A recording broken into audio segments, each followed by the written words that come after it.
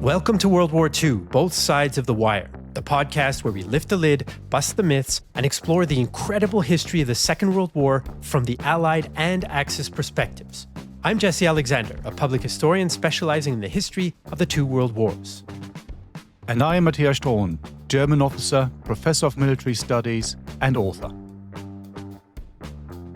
In today's episode, we continue the story of the Second World War's longest siege, the Siege of Leningrad. Hi Jesse, here we are again, another week, another podcast returning to the Eastern Front where we stopped last time.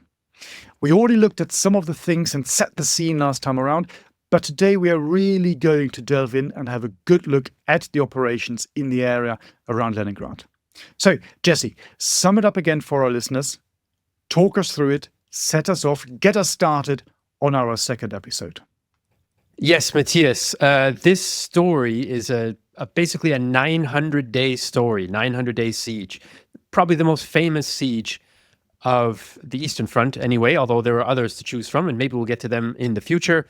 In the previous episode, just to refresh ourselves before we get rolling here, and for our listeners, we talked about that initial phase of the siege, which is basically in 1941, of course, Operation Barbarossa begins, and Army Group North of the Germans is assigned to move through the Baltic states and come to Leningrad. I don't say capture Leningrad because they had some different ideas. They didn't want to really get tied up going into the city. There were various ideas about what they could do.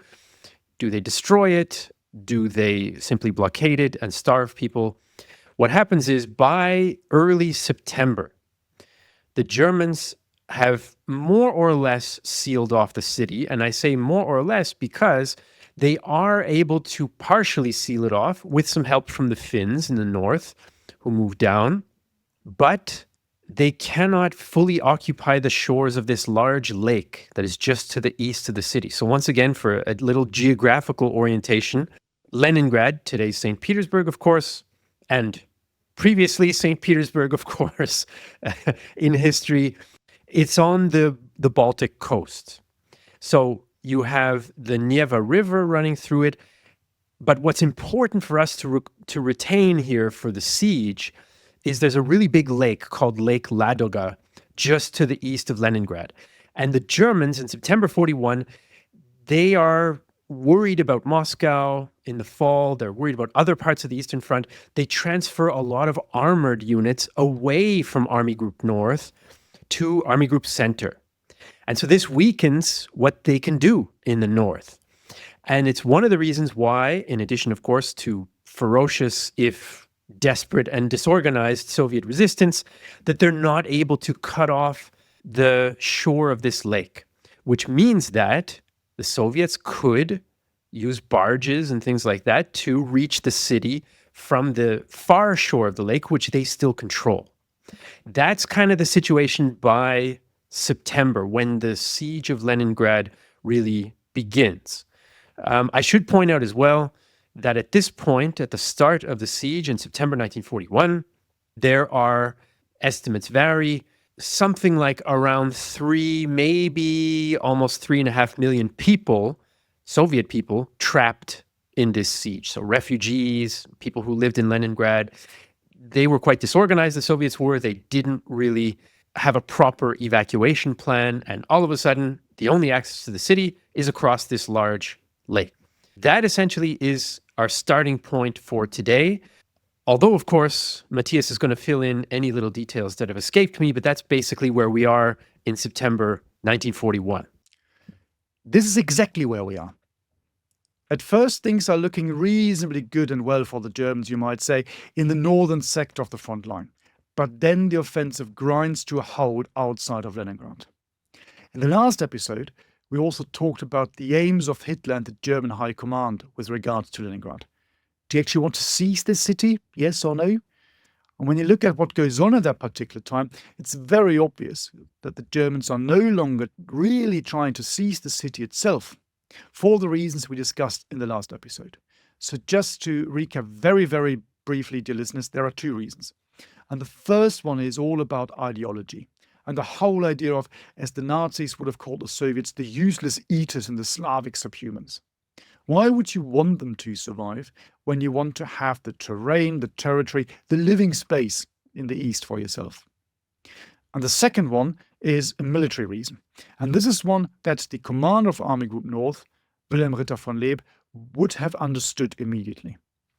On the 15th of September, he has to remove the 4th Panzer Group from the front line and out of his area of command, and it gets transferred to Army Group Center for the final Moscow offensive. So this was the last throw of the dice, trying to bring the war to a successful end before 1942. If you're interested in that, dear listeners, we made an episode on this as well. This really weakens the forces that Leeb has got available for an attack on Leningrad or any other operation in the area. However, the Germans seem to have the upper hand when it comes to a siege of the second city of the Soviet Union itself. They have taken Schlüsselburg, which both sides regard as vital ground because of the logistical supply lines that run through this place into Leningrad. But Jesse, as you already said, and as we discussed previously in the last episode, you still have the lake. So the Soviets can use this lake to still resupply the Leningrad pocket. Now, the Germans look at this and at the situation. They realize that they need to do more here. It's not really about seizing the city, but if they want to starve the city into submission or kill as many people inside the pocket as possible, then they really have to ensure that the supply lines are properly cut. You already explained the terrain, and the look at the map is key here. There's one spot, one small town, which is really important in the story. And this is Tikhvin or Tikhvin in German. It's a logistical hub. You've got a railway line going through, you've got roads going through. And these lead, roughly speaking, from the southeast, so the Soviet-controlled territory of the Soviet Union, into Leningrad itself. So the Germans want to get their hands on this particular hub because they think if they can cut this off, the Soviets will no longer be able to get any resources, any resupply into the city, whether it's via land, and we return to the small land bridge that the Soviets managed to open up at a later stage, or via the lake, because the logistical lines were also used to bring resupply to the banks of the river to then be shipped into Leningrad. As a consequence, the Germans launch an attack, and this becomes known as the Battle of Tikhvin. The battle lasts from the 16th of October to the 30th of December 1941. So it's actually quite a long one when you think about this, in particular because I would bet some money on this that probably not anyone's even heard of this particular battle. You might have heard of Leningrad before, but the Battle of Tikhvin is you might say, a smaller episode within this really, really bigger battle, the bigger siege, the bigger picture of Leningrad. And yet it lasts for a month and a half. And the operation basically comes in two phases. In the first phase, the Germans are on the attack. They attack across the river Volkhov towards their objective, which more or less lies due east of the front line. The Germans use two army corps, that's the 39th and the 1st, for this attack. In total, this force consists of 5 infantry divisions and 1 tank division, and that's the 12th. So the tank division had seen action in the sector of Army Group Center before and was moved to the Leningrad sector only in September 1941. So it's an interesting division because it gets moved about quite a bit. It was also formed as a tank division only in 1941. So the first time it really sees action as a tank division is during the invasion of the Soviet Union. Before that, it had been an infantry division. And in the early operations in the east, this division had executed so many Soviet commissars that the numbers were initially doubted by the superiors. I mean, that's quite stark, isn't it? I think it's a clear indication of the whole barbarity of war on the Eastern Front. Also shows you that the forces were weak. For an attack such as this, you would hope to have a stronger tank force available because that could really punch a hole into the enemy line and then widen the break-in into a breakthrough and then start exploiting this particular breakthrough. But these extra tanks were no longer available because they had been given to Army Group Center. So this means that the advance is going to be slow, and this will mean that the Soviets are going to have time to react to the German offensive.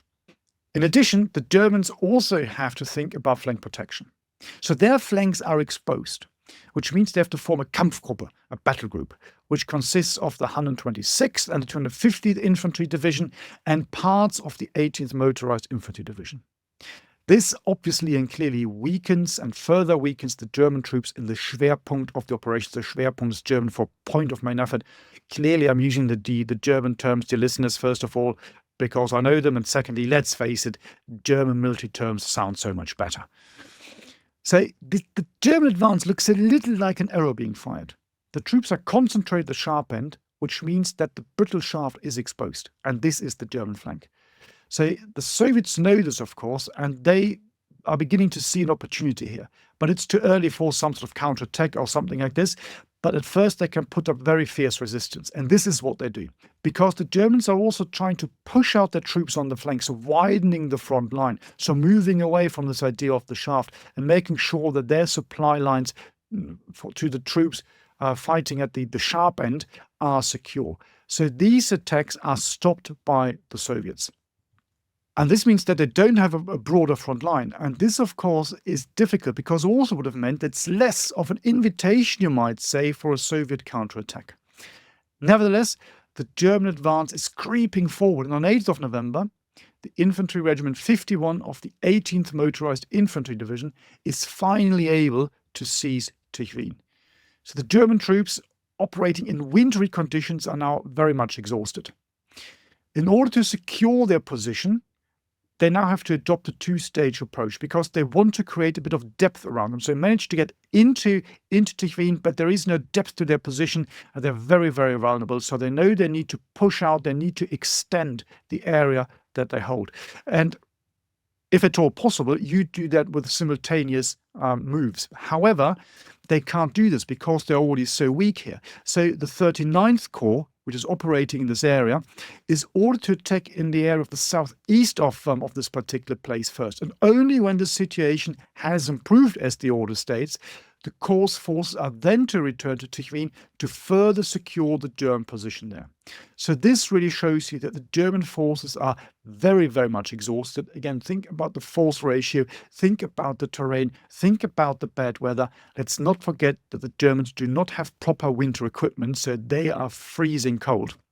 But at least they have managed to achieve the operational objective of this particular advance. And just to help our listeners' geographical imaginations here, you have the city and you have the lake next to it, east to it, and all the main railway lines then are running south, right, towards the bigger centers, urban centers like Moscow, which although it's quite a ways away. So the Germans come up from the south, they're able to cut those. And as you say, Matthias, Tikhvin is this kind of last major rail hub in the area that the Germans are able to grab in their, well, not desperate, as you say, in their thin push forward.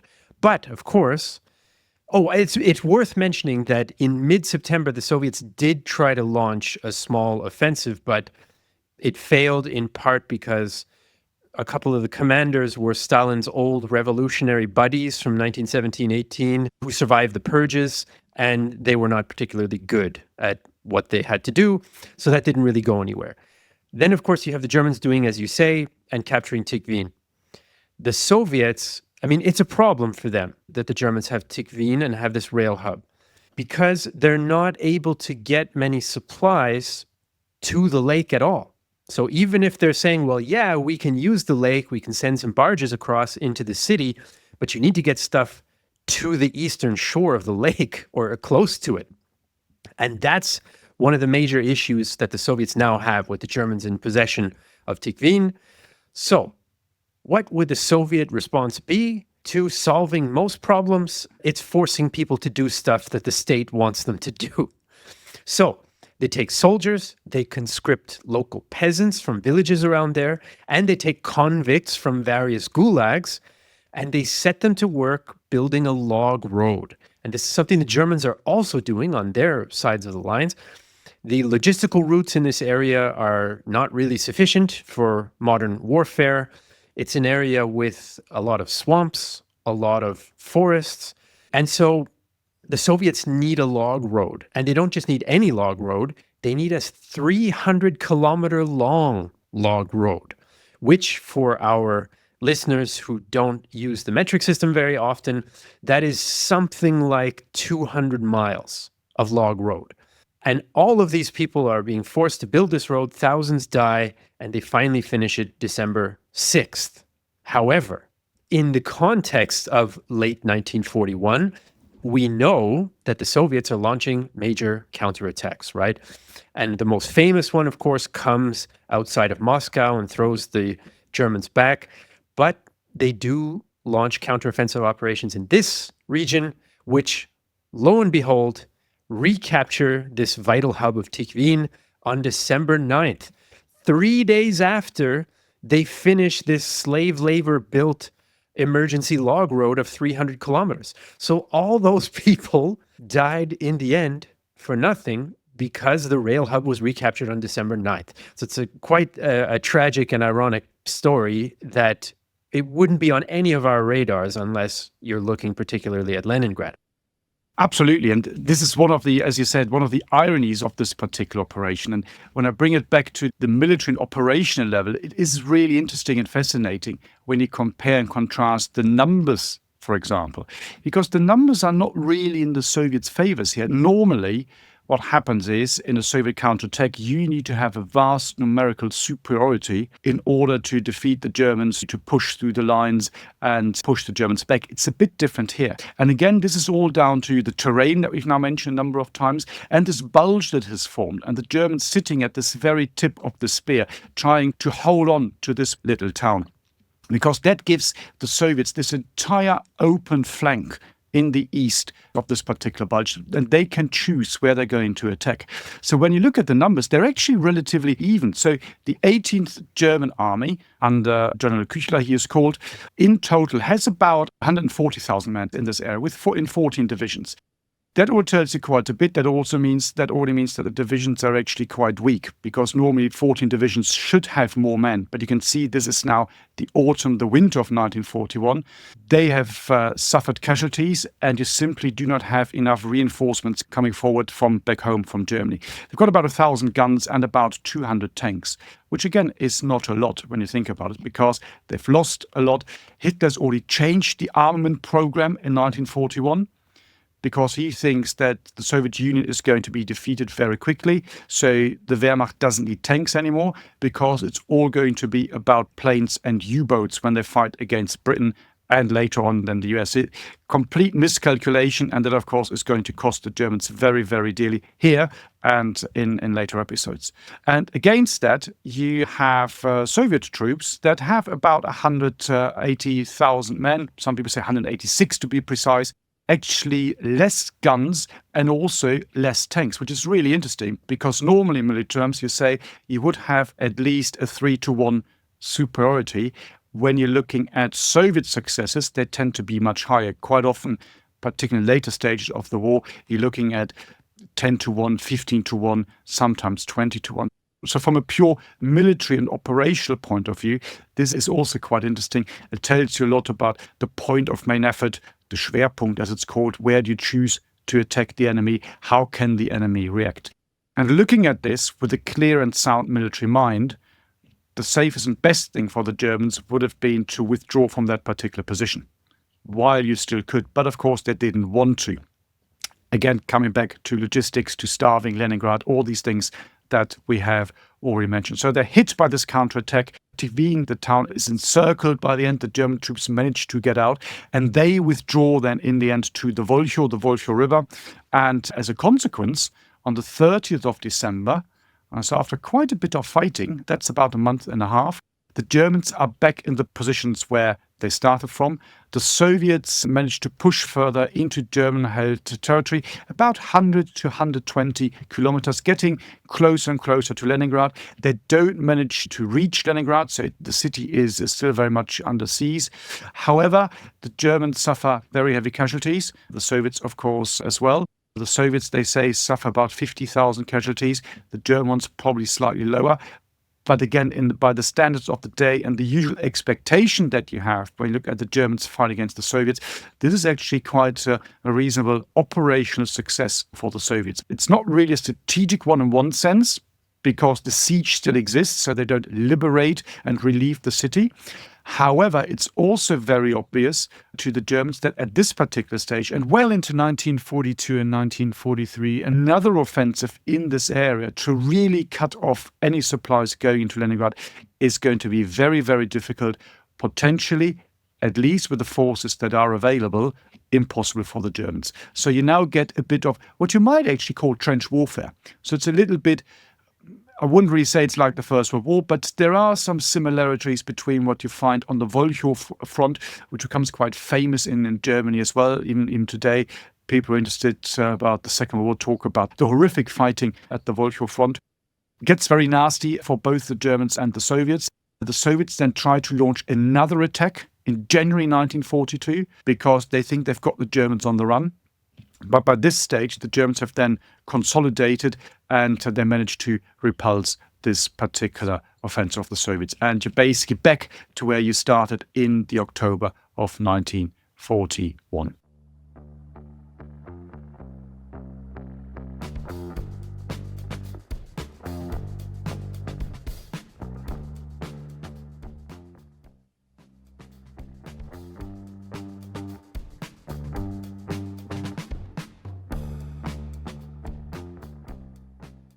It's probably worth mentioning too, because we don't talk about the Finns that much in the context of the Siege of Leningrad. Yes, they helped to seal off the northern extremities of the city, but they don't really go all out.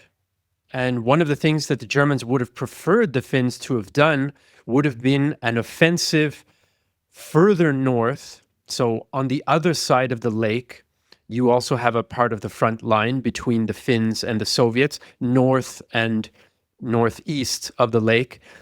And the Germans would have loved for the Finns to have pushed down along the eastern shore of the lake to make their job easier, right? You mentioned how difficult it would be with the resources they have as the war goes on in the next couple of years to have any hope of cutting off Leningrad entirely.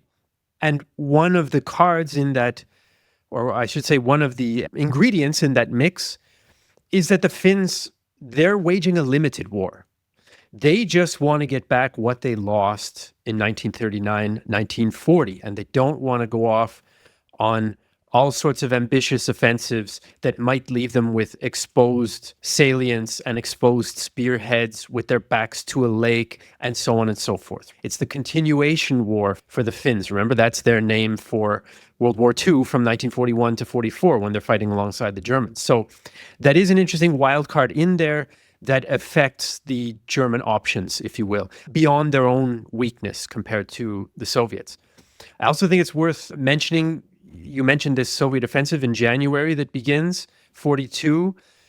I believe, if memory serves, it's called the Luban offensive. There's always, the naming of battles is a fascinating science and history in its own right, as is the naming of wars. Small tangent here, but I love learning about the different and totally contradictory names for different wars. Like one will be, the defense of the homeland versus the defense of the homeland, right? And it's the same war. But in any case, what I wanted to say about this Soviet offensive in January is that the Germans were preparing a limited operation that gets kind of preempted by the Soviets. Because of this Soviet aggression, even with their limited means, they are consistently planning offensive operations, which in military terms, you can say that's a bad idea. You don't want to be constantly planning offensive operations. You're going to exhaust yourself. This is something we talk about in the Ukraine war these days, with Russia potentially exhausting some of its forces by continuously attacking, or that the Ukrainians might have done in 2023, and so on. But the Soviets, it somehow works for them. It's not pretty. It's not by the book in some ways, but they are able to keep it up. In fact, they launch another offensive in the late summer of 1942, which then lasts into the fall as well. And they're trying to recapture this other important town on the coast, on the shore of the lake called Schlüsselburg. That Soviet offensive also doesn't work, but it again interrupts a German operation that they'd planned in the area. So the Soviets, they're not winning the battles in the traditional sense, but they are partially imposing their will on the enemy. They're preventing, to get into a bit of theory here, they're preventing the Germans from doing what they want to do, which is important. It's absolutely important. And I have to say, I'm quite impressed by what we are both doing here at the moment. I think this is the episode in which we've used most of Clausewitzian terms. So, dear listeners, if you're not a Clausewitz fan, well, you should be one now. So read his big book on war. Everyone claims to have read it. No one really has. Should you ever read it? It's a piece of philosophy. You read it 4 times, 5 times, you come to 4 or 5 or 20 different conclusions, but it is still the Bible of military operations, of warfare, of strategy, and everybody quotes from Clausewitz. So in many ways, I'm actually quite surprised we haven't done that much earlier. I'm not quite sure if we're better behaved in previous episodes. Or he has come up. I think friction and stuff has come up, maybe also the triangle of army society. But yes, we need more Clausewitz. Listeners, you need more Clausewitz. I did read the book cover to cover when I was 19 and was not really in a position to absorb it properly, but I was very ambitious. And since then, of course, I've been exposed to a few other bits of it, depending on what projects I was working on. However, yes, good on you, Matthias, for pointing out the Clausewitz. I have more Clausewitz points, but I think I just leave them because that's a different podcast, isn't it? But here's another term I can use: culmination, the culmination point. Again, that is a very Clausewitzian term, dear listeners. Just triggered a thought. And when we look at the January operation, for example, by the Soviets, it's a very clear point of where you can say they reach a culmination point. Because when you look at this offensive, it's to a degree a bit of an operational rerun of the previous counterattack when the Germans had, as we just discussed, tried to seize that little logistical hub. Because the Soviets attack from 2 sides. So from the northeast, they've got an entire Russian army. This is the 54th Army, which is trying to push to the southwest. At the same time, they've got another army. Well, it's actually 1, 2, 3 armies in that particular area. So that's the main thrust that's coming in. That needs to cross the Volkhov, and then they're supposed to push from there to the northwest, and more or less a direct line all the way towards Leningrad. That's the idea.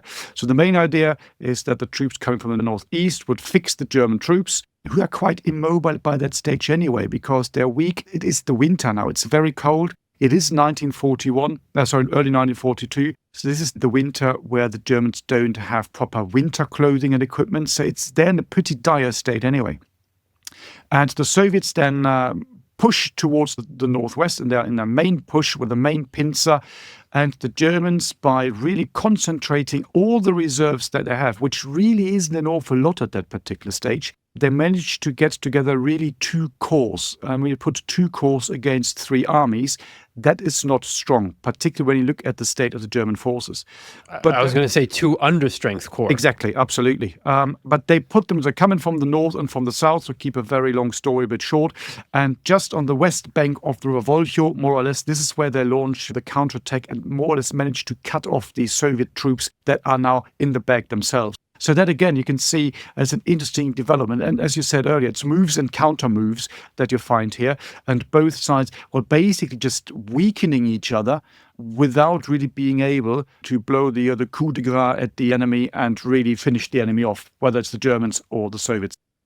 In the Second World War, it doesn't matter what front or what operation, as soon as you start scratching the surface, even if you've looked at it before, there's all sorts of things that are new. And I will say, I haven't spent a lot of time with the Siege of Leningrad and the surrounding operations so far in my whole career.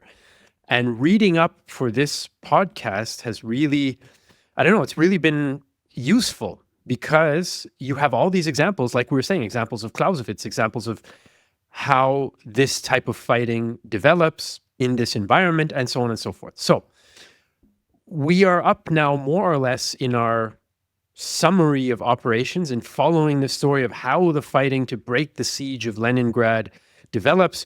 We're now up to, let's say, later 1942. And so you have this back and forth. Each side doesn't really have as much force available as they would like to have, because this is a secondary front for each side at this stage, right? The big fighting is going on in 1942 in the south, in Ukraine, in the Caucasus, and so on. That's where the majority of the resources and reserves of both sides are going. However, in very early 1943, the Soviets are at it again, and they again attempt to break the siege, and this time they partially succeed. Now, we mentioned the name of a famous Soviet general / marshal eventually, Zhukov. He's known for all sorts of battles in which he was in command, including the conquest of Berlin at the end of the war. And he is the one leading this January 1943 offensive. And the idea is they want to open up a land corridor. So it's one thing to have the lake, which you can send barges over until it freezes. Then you can have an ice road, which we're going to talk about probably in the next episode, given how deep we've sunk our fangs into this one. So we will get to the experience inside the city. But it's one thing to have the lake as an access, but what you could really use is land access. And the way to get land access easily from the Soviet point of view, now that they had this success in taking back this Tikhvin area, that's sort of glossing over what it's going to take. But the easiest route basically for the Soviets to have an impact on the front lines around the city is to try and open up a small corridor that goes through this other key place called Schlüsselberg. And they tried it in 42. We talked about it. They fail. And they managed to succeed in 43 under Zhukov. I'm not giving him all the credit for it, of course. That's too simple. But they are able to open up a narrow corridor. There's a road. They then get to work building a railway through it. It doesn't mean that that's the end of Leningrad's problems, because you have a tiny little thin strip along the lakeshore leading to the city now under Soviet control. You can imagine it is no fun doing anything along that little strip, which is why it becomes known as the Corridor of Death. And this corridor is only 8 to 12 kilometers wide, so that really isn't deep. And that means everything in this corridor that moves is within range of the German artillery.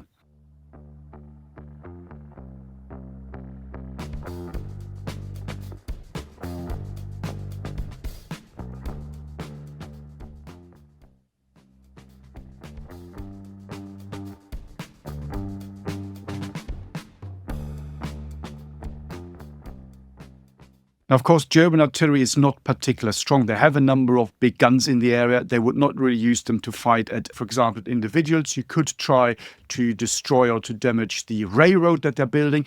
And it is really interesting how quick and fast the Soviets are in getting this railroad up and back and running. And so on the 18th of January, they managed to seize the key position of Schlüsselburg. We talked about it last time. So Schlüssel in German means key. So the key is in the word. And already on the 22nd of January, this is when the railroad is operational. And they start moving things and reinforcements and resupplies into Leningrad and into the pocket. Now, the offensive is very costly for the Soviets. It costs over 100,000 casualties, but it's, from their point of view, really worth the price, because that really changes the whole effect of the operation and the way the Germans can conduct the operation. So unless reinforcements are pushed into this area from the German point of view, it's pretty obvious that the siege of Leningrad has more or less failed. The population and also the soldiers, because there's still a relatively strong garrison in Leningrad, whether it's soldiers and also Navy personnel, they can now be resupplied. They're not going to live a life in luxury, but it's an absolute game changer compared to what they had before, because we talked about this road of life over the frozen Ladoga Lake, but of course you can only do that when it's frozen, and even that it comes under German fire. They know where these guys are. And in the summer, you actually have another interesting episode here, because in the summer of 1942, so rewinding a little bit here, you actually have an Italian Navy unit that arrives at Lake Ladoga. So they've got a number of small boats, like torpedo boats, and their task is to go and sink these Soviet supply ships as they're coming in, trying to get supplies into the pocket. Now, the effectiveness of this is very much debated. When you read some of the Italian accounts, they claim to have sunk and destroyed a number of ships, which would have had a big effect when you compare that with other sources. So the Germans don't really mention it, and the Soviets don't mention it either.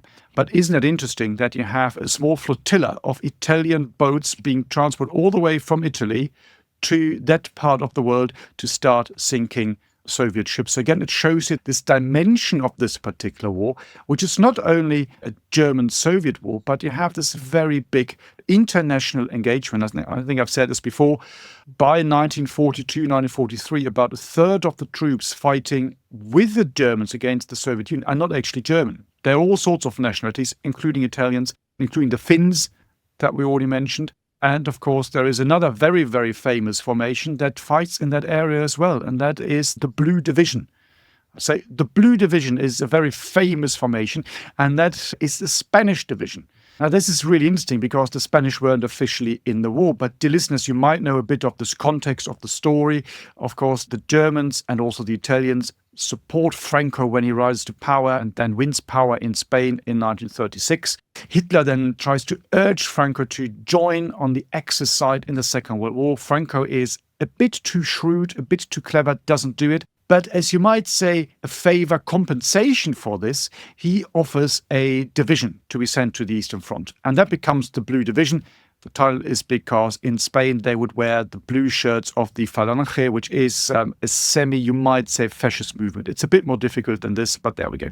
And they start recruiting people 2 or 3 days after the invasion of the Soviet Union. And about a week later, they've got about 15,000 volunteers. So you can see there are quite a lot who are willing to fight against Bolshevism on the Eastern Front. And this formation is then sent into this area and spends most of the time, most of its war on the Eastern Front in the Volkhov area and fighting in the bigger battle and siege of Leningrad. And then in 1943, because of political pressure by the Western Allies, that division is officially withdrawn. A number of Spanish troops decide to stay. They form a brigade first, and later on, these troops are then incorporated into the German military, and that's where some of them continue to fight. If I'm not mistaken, there's a German military cemetery in that area, which holds roughly, I think, 1,800 dead Spanish soldiers. So again, it's interesting being transported all the way from sunny Spain to the banks of the Volkhov, where you die a very, very cold death in some sort of snowy territory. So that's interesting. It's also interesting when you look at the performance. Hitler praises them a number of times in his famous table talks, where you had to endure his monologues after dinner. He would say that the Blue Division and the Spaniards are the bravest of the brave and as good as any other German division or even the German elite divisions. I did some research on this particular division. It's very interesting when you look at the files of the German liaison officer who was attached to them. Absolutely brilliant, because what you see is this guy was a Prussian officer through and through. And when he writes these reports and sends them back to Berlin, you can see this contempt for this different culture, this different style. Culture clash. And that's exactly what it's hilarious. There's one episode where he writes in this report that a new divisional commander has arrived. And then he said, the new divisional commander was greeted with a particular and common Southern European enthusiasm. So you could really see how he's probably hating being there and hating having to work with these funny Spanish who can't behave properly. I wouldn't say insist on siestas, because that's not what you do there, but you can see an absolute culture clash. But the point I was just trying to make, again in a very long-winded way and about 5 million rabbits hole here, was that it's not only the German one. You can see this even in this area here, where you have Italian troops fighting and also the Spanish troops that I mentioned. And this, to me, is another example of those things you can learn by looking at secondary fronts.